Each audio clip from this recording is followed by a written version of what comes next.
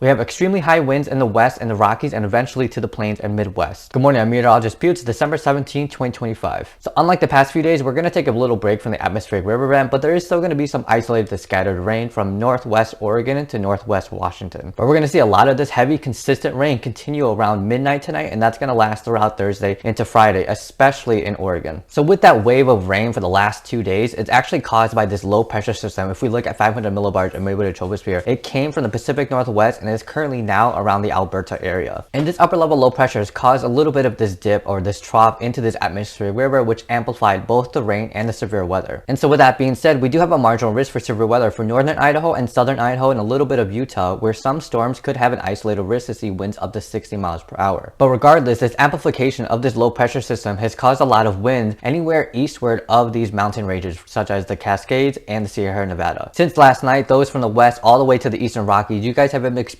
winds from like 35 to 45 miles per hour sustained and wind gusts up to 60 to 70 miles per hour. And this is caused by a couple of reasons. One, that low pressure that we just talked about. Two, aloft, we have a lot of wind speed, and that's creating a lot of shear or tilting those updrafts and helping produce those storms, but also it's mixing the boundary layers between the surface and the winds aloft. And three, with this cold front, it's bringing a lot of cold air aloft, and because of the topography of the Rocky Mountains and because the low pressure is bringing the cold front and the mixing of the boundary layers, it's bringing a lot of that cold air down. And the greater difference in temperatures in an area, the greater the pressure gradient is going to be, thus increasing the surface wind speed. While yes, in the northern Rockies, we're having a downslope warming effect where the winds are going down with the mountain, which is warming up due to compression. Even though it is warming up, it won't be as warm as what we saw yesterday because of this cold front coming through. But further south of the eastern Rockies, places like Colorado, New Mexico, you guys are still going to have that downslope warming effect where it's going to feel really warm, but also very dry. We're going to see relative humidities around 15 to 20% this afternoon and evening, and in addition to the increased wind speed, we're actually going to have a fire risk today. Now, speaking of warming up, we're still seeing the effects of that surface high pressure somewhere around the southeast, and because of that clockwise flow, it's still bringing in that warmer air into the plains and the Midwest. But as this low pressure from the north comes down, it's going to be bringing a lot of that wind speed, but also a lot more cooler air. So definitely get ready to flip-flop between temperatures, and some of you guys are already seeing that right now. Those in the plains definitely expect to see this high wind tonight into Thursday night, and for the Midwest, definitely from Thursday morning to Friday afternoon. And those in the northern states near the international border between the US and Canada, you guys actually might see some snow for about 1 to 4 inches from today through Thursday and a little bit of Friday. But those in northeast Montana and North Dakota, you guys are going to see a blizzard because of that high wind speed and the snow at the same time.